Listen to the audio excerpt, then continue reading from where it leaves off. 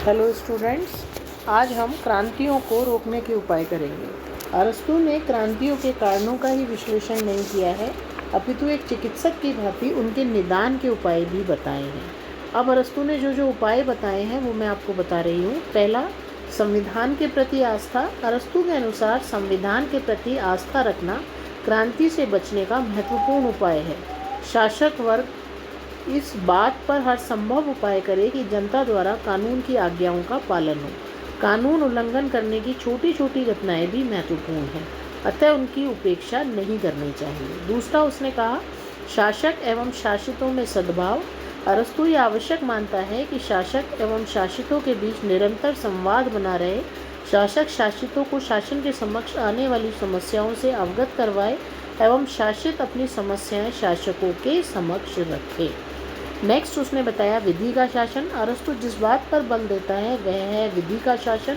व्यक्ति के शासन की अपेक्षा विधि का शासन सदैव अच्छा होता है, ऐसा अरस्तु ने कहा था। नेक्स्ट है समानता का व्यवहार। विषमता क्रांति की जननी है, अतः शासन का लक्ष्य सदैव समानता का व्यवहार होना चाहिए। अरस्तु का यह मत है कि शासन के पदों की अवधि 6 मास होनी चाहिए ताकि अधिक से अधिक व्यक्ति शासक बन सके। थोड़े समय के लिए सत्तारूढ़ व्यक्ति अन्याय नहीं कर सकते। मध्यम वर्ग को प्रधानता। नेक्स्ट, उसने बताया है अरस्तु की मान्यता है कि मध्यम वर्ग सदा मर्यादा तथा स्वामित्व पर बने रहें, इसलिए उनकी प्रधानता होनी चाहिए। नेक्स्ट, उसने कहा आर्थिक समानता। समाज में अत्यधिक आर्थिक असमानता क्रांति का एक महत्वपूर्ण कारण है।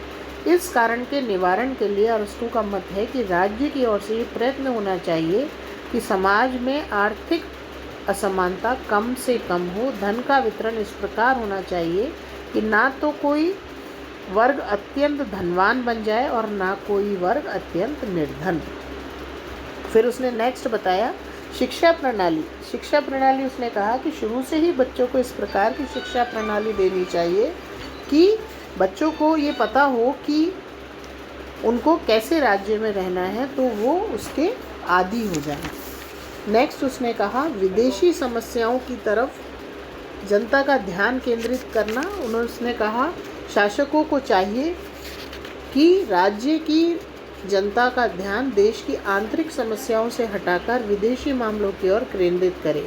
राज्य में विदेशी आक्रमण का भय आदि दिखाकर जनता में देश प्रेम की भावना को सदा जागृत रखे। फिर उसने बोला राजकीय पदों एवं सम्मानों का न्यायोचित वितरण होना चाहिए। अरस्तु के अनुसार राज्य में पदों और सम्मान का वितरण समान होना चाहिए। योग्य व्यक्तियों को उनका उचित मान और पद मिले एवं एक ही वर्ग के व्यक्तियों को राज्य के एक ही भाग के व्यक्तियों को सारे पद नहीं मिल जाने चाहिए।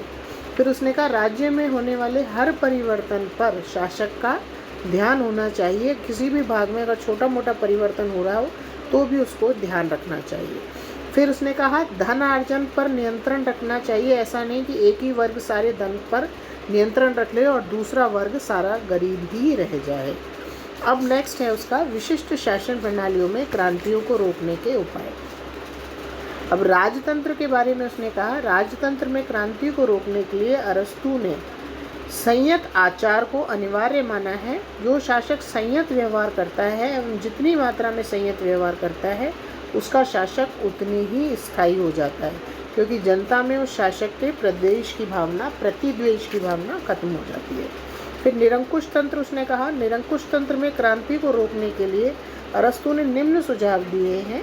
शासक को समस्त बागडोर अपने हाथ में रखते हुए भी निरंकुश राजा इस प्रकार अभिनय करे कि वह निरंकुश नहीं है, वो तो जनता के लिए शासन कर रहा है। दूसरा, उसे सार्वजनिक आय के प्रति सजग रहना चाहिए तथा सार्वजनिक धन का उपहार आदि देने में अपव्यय नहीं करना चाहिए। तीसरा, कर आदि लगाने एवं उगाही में इस प्रकार दर्शाना चाहिए कि वह सारा जो कर उगा रहा है वो जनता के लिए ही खर्च करेगा। नेक्स्ट है प्रजातंत्र। प्रजातंत्र विधान में क्रांति को रोकने के लिए अरस्तु ने सुझाया कि संपन्न लोगों के साथ दुर्व्यवहार नहीं किया जाए एवं उनकी संपत्ति को किसी प्रकार नुकसान ना पहुंचाया जाए। इसी प्रकार लोगों के खर्चीले किंतु अनुपयोगी लोक सेवा कार्य भी नहीं करने देने चाहिए। फिर है धनिक तंत्र। धनिक तंत्र में क्रांति को रोकने के लिए गरीबों की ओर पूरा ध्यान रखना चाहिए। उनको उचित मात्रा में शासन में सहयोग करने का अवसर प्रदान किया जाना चाहिए। धनिक द्वारा किसी गरीब के साथ दुर्व्यवहार किए जाने पर उस धनिक को कठोर दंड दिया जाना चाहिए। धनिक तंत्र के हित में एक बात यह भी है कि यथासंभव संपत्ति एवं जागीरों की समानता हो और उनका अधिक लोगों में बंटवारा हो सके। फिर इस प्रकार से उसने राजतंत्र, निरंकुश तंत्र, प्रजातंत्र और धनिक तंत्र में क्रांतियों को रोकने के उपाय बताए हैं। अगर हम निष्कर्ष के रूप में कहें तो मार्क्स और लेनिन की भांति अरस्तू अपने विचारों द्वारा सामाजिक, आर्थिक और राजनीतिक क्षेत्रों में क्रांतिकारी परिवर्तन का हिमायती नहीं था। वह एक रूढ़िवादी और यथापूर्ण स्थिति का पोषक था, क्योंकि उसने क्रांतियों को रोकने के संबंध में सविस्तार विवरण प्रस्तुत किया है। तथापि यह तो स्वीकार करना ही पड़ेगा कि उसने क्रांति के कारणों तथा उसके निराकरणों के साधनों का एक ऐसा विवेचन प्रस्तुत किया है जो यथार्थवादी है। हम शुरू से ही कह रहे हैं कि अरस्तू एक यथार्थवादी विचारक है, एक वैज्ञानिक विचारक है। तो केवल ना उसने क्रांतियों के कारण बताए बल्कि उसको रोकने के उपाय भी बताए हैं। Thank you.